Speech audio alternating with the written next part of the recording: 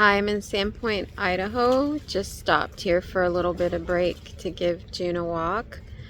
It's a lovely lake with a path around it, about 2 mile path. So just giving us a break in our day as we're driving through Idaho into Washington.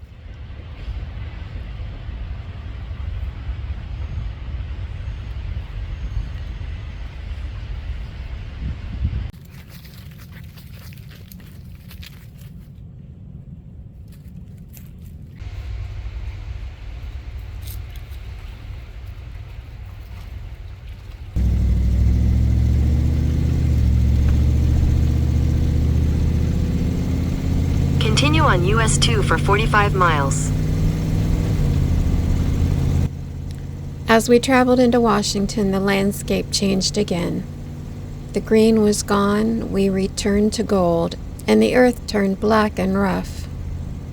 We had entered the Columbia Plateau, where ancient volcanic eruptions had left behind the dark, dense, igneous rock that forms the plateau.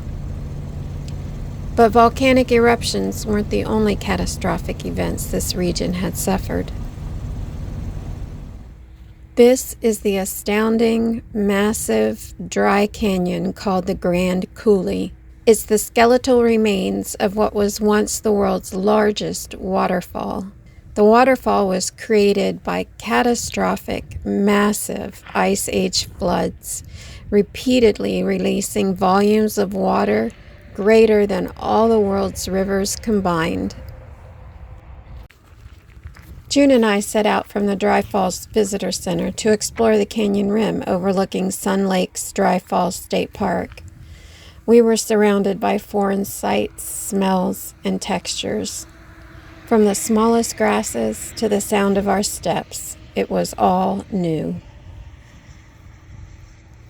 The sheer scale of this place is hard to comprehend. It's a vast, 50-mile-long canyon carved by a waterfall so great that it couldn't stay in one place. It continually retreated backward, slowly eating away at the rock and carving what we see today.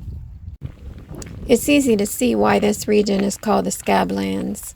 We were seeing the effect of 17 million years of erosion and breakdown of the basalt lava flows that formed that plateau.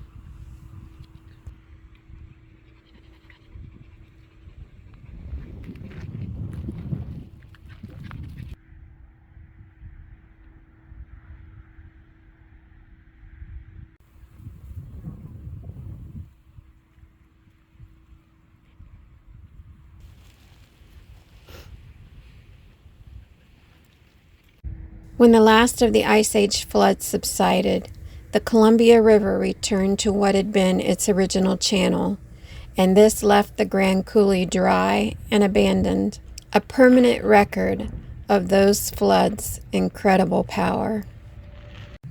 The dry falls aren't completely dry. Small lakes dot the canyon floor, and the grasses growing around them are lush and green, a striking contrast to all the bare rock. The water here is a beautiful reminder that even in what seems like a barren landscape, life persists.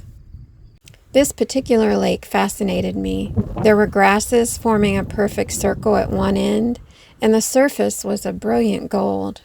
Golden algae thrives in bodies of water with high mineral or salt content. June was happy to be headed back to the van. I think all of the strange sights and sounds and smells had almost been too much for her. So I tucked her into the van with her water bowl filled and went to explore the Dry Falls Visitor Center. The area wasn't always a desert. These are petrified trees found on the canyon floor. It shows that this was a moist, mild climate at one time.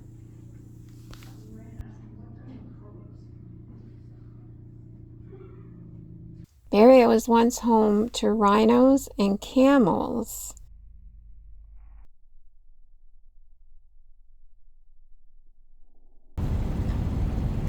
After our visit to the Grand Coulee, Route 2 carried us further across the golden Columbia Plateau by rugged basalt outcroppings, and we climbed into the foothills and then into the mountains themselves, the Cascade Mountains. We were following Route 2 through Stevens Pass and headed into Leavenworth, Washington.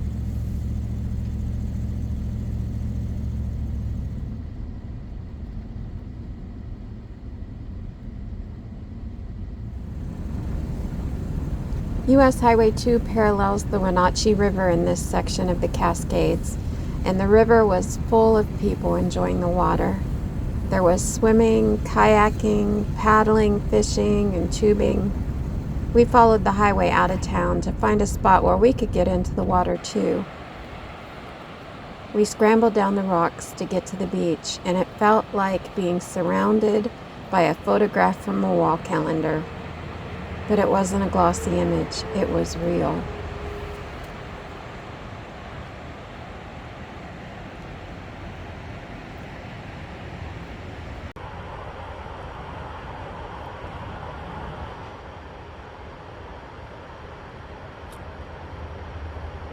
Then I stopped at the 59er Diner west of Leavenworth to celebrate my birthday with blackberry cobbler and ice cream.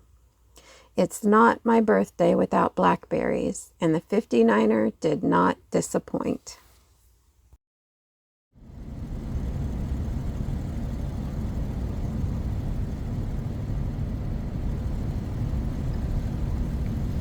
The next day we continued west and stopped at Deception Falls. This is a national recreation area with a half-mile, well-maintained trail.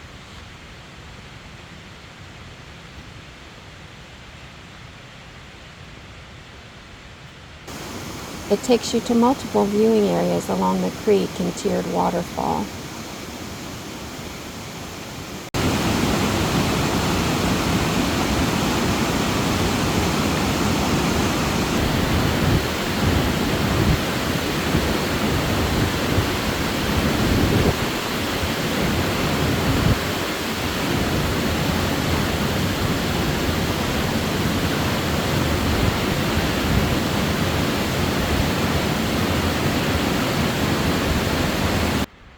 The trailhead and parking area are right off U.S. Highway 2, which makes it an easy and convenient stop. I really enjoyed it.